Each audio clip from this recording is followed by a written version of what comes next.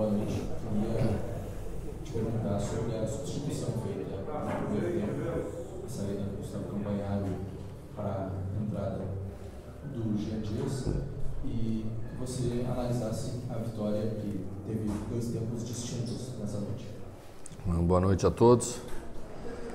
Bom, a gente, quando prepara um jogo, faz mais ou menos uma leitura do que o adversário fez até aquele momento.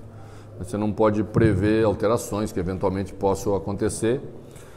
O Antônio Carlos, treinador do Curitiba, fez uma mudança significativa, tirou Natanael, que é um pouco mais lateral, colocou Robson como um ala, né? Tirou dois centrais, tirou um volante.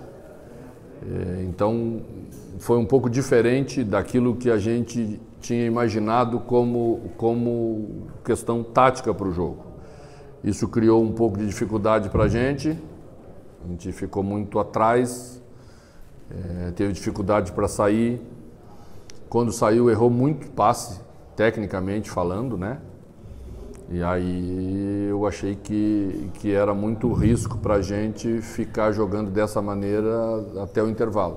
Foi por isso que foi a troca. A troca não foi técnica porque Campanharo estava mal.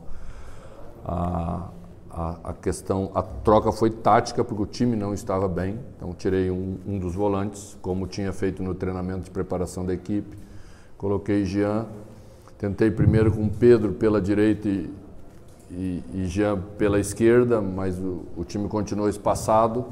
Então, esse enlace que Jean conseguiu dar no segundo tempo, a equipe pela direita de volta, para completar com Alan Patrick, um jogador um pouco mais nas costas dos volantes deles.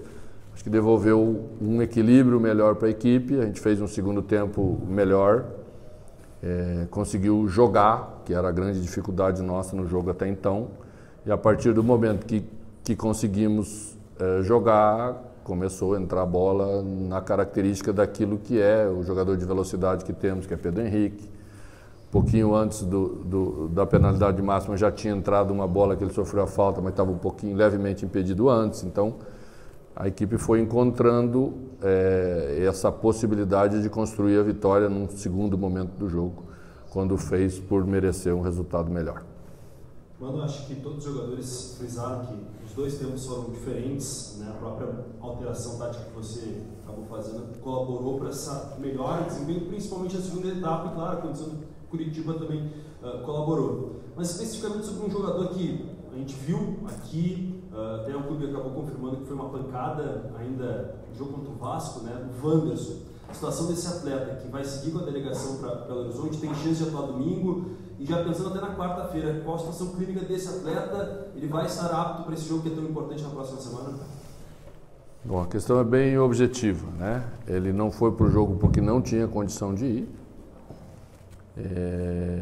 Quem acompanhou os treinamentos da semana viu que ele saiu na metade de um treinamento, que não suportou continuar. A gente trouxe ele porque a possibilidade dele estar no jogo de domingo, ela existe. E só não vai acontecer se isso significar um risco grande para a quarta. Aí nós temos que pensar dessa maneira. O jogo de quarta é uma decisão, né? O jogo de domingo ele é importante, mas ele é um dos jogos das 38 rodadas que nós temos no Campeonato Brasileiro. Então é possível você pensar dessa forma no momento em que se chega para decidir a nossa classificação para as oitavas da Libertadores na quarta-feira. Mano, boa noite. O Inter ele teve um período, assim como todos os outros, né, de intertemporada. Queria ouvir de você se o que foi apresentado hoje estava dentro do que você esperava, e imagino que dentro desse período você imaginava ter outros jogadores recuperados por lesão, né? O próprio Gabriel, Arangues, o Wanderson teve essa pausa. Você planeja a curto prazo ter esses jogadores para, claro, a América não, mas já contra o Medellín? Sim. Nosso planejamento é que todos os jogadores estejam à disposição diante do Medellín. Já queríamos estar com o Maurício um pouquinho mais, aí atrasou um pouquinho aquilo que imaginávamos nós. Essas coisas são assim. Às vezes você tem uma ideia, acontece alguma coisa e temos que rever, e então foi isso que aconteceu com ele. Depena já estava no planejamento estar incluso na segunda-feira com todos do grupo. Arangues está num processo de avaliação para ver como vai estar, né?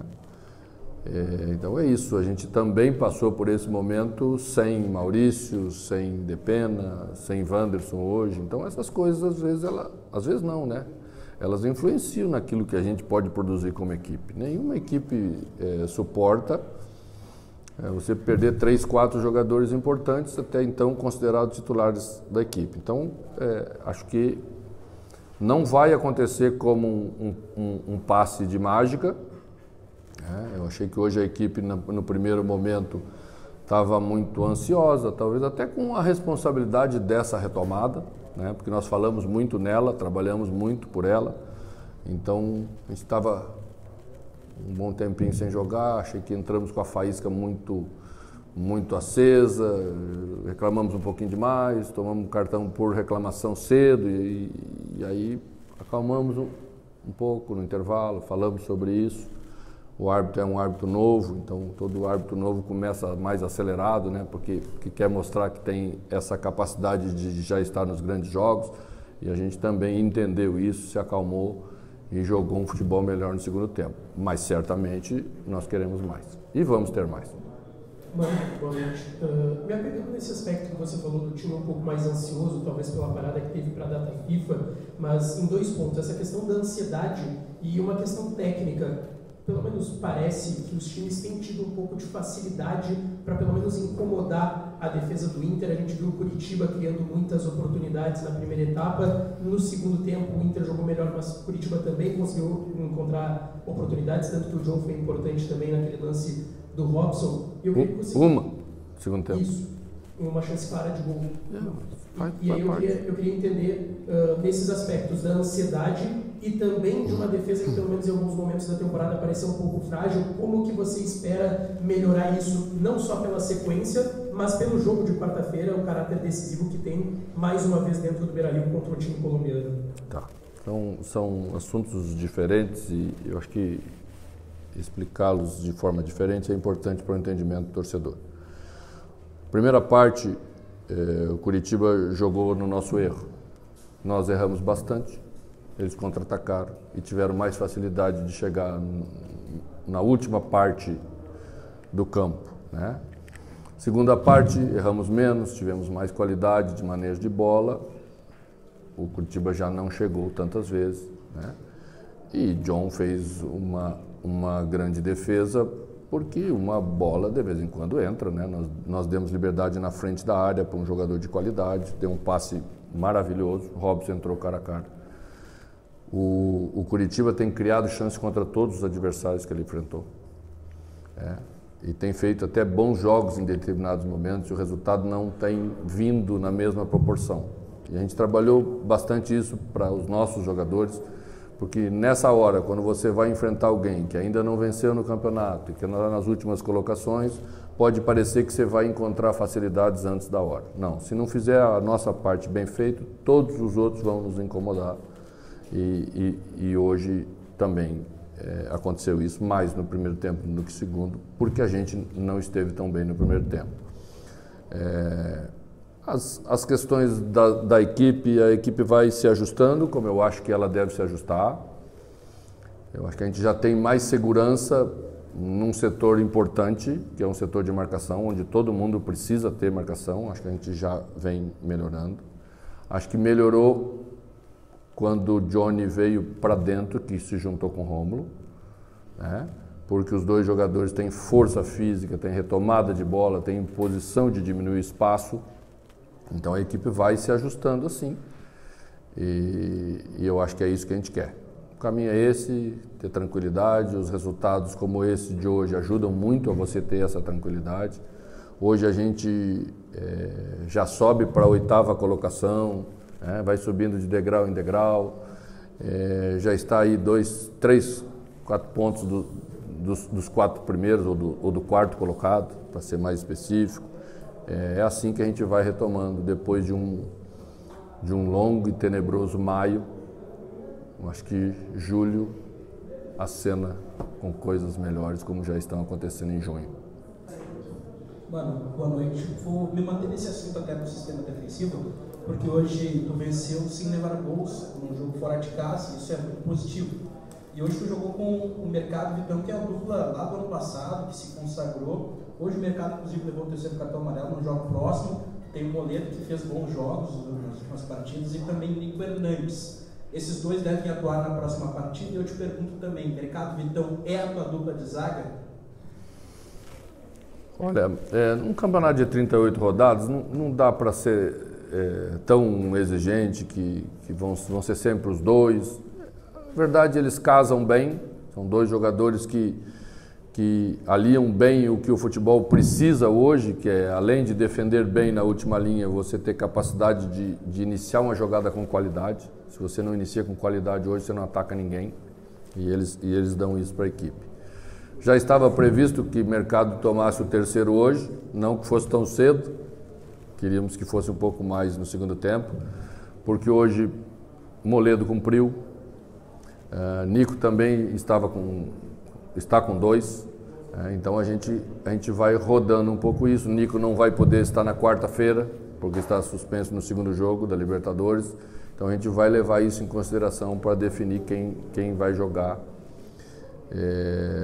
diante do América no domingo. É bem provável que teremos Moledo, e aí vou decidir se vai estar Nico ou se vai estar Vitão.